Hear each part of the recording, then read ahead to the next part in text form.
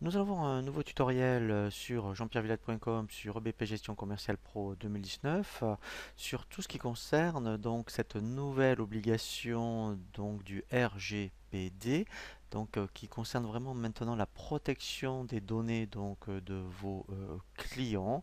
Donc effectivement, il faut vraiment effectuer une démarche par rapport à vos clients pour qu'ils soient informés par rapport à l'information de leurs données personnelles. Donc par rapport à cette nouvelle disposition, par rapport à BP Gestion Commerciale Pro 2019, donc il faut déjà activer une option comme quoi quand vous souhaitez faire des éditions statistiques, du public postage ou des exports, que vous ayez donc l'option de disponible pour autoriser cette fonctionnalité. Donc ici, dans paramétrage, voilà, il faut cocher uniquement les clients avec autorisation RGPD.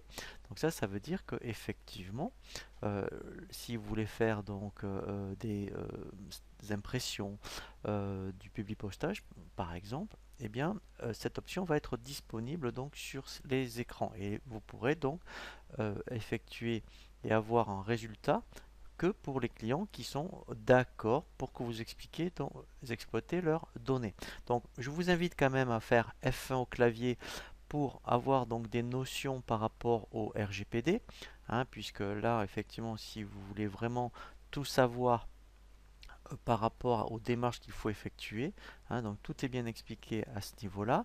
Donc après, par contre, une fois que vous avez le retour de vos clients sur leur exploitation donc de leurs données personnelles, ensuite, après, effectivement, eh bien dans clients, voilà, donc en fonction des clients qui sont d'accord ou pas, eh bien sur chaque fiche client, vous allez avoir ici, vous voyez, voilà, ici vous avez autorisé la réutilisation des données personnelles. Donc dans ce cas-là, il faudra le cocher. Et ceux qui ne sont pas d'accord, alors bien sûr, il faudra pour ceux qui ne sont pas d'accord, supprimer les données personnelles une fois que leur solde sera zéro. Et bien après ici, vous voyez, si on le fait pour ce client-là, par exemple, je fais supprimer les données personnelles. Voilà, donc lui, en fait, il va me remettre, je dirais, à zéro. Voilà, c'est pour ça qu'il me propose de le recodifier pour me distinguer des clients qui souhaitent que leurs données personnelles soient exploitées. Vous voyez que quand je fais oui, vous voyez tout ce qui concerne, voilà, donc là je vais le recodifier dans un premier temps. Donc là par exemple, alors c'est un exemple, après il faut réfléchir aux codifications. Je vais mettre RGPD par exemple 0014.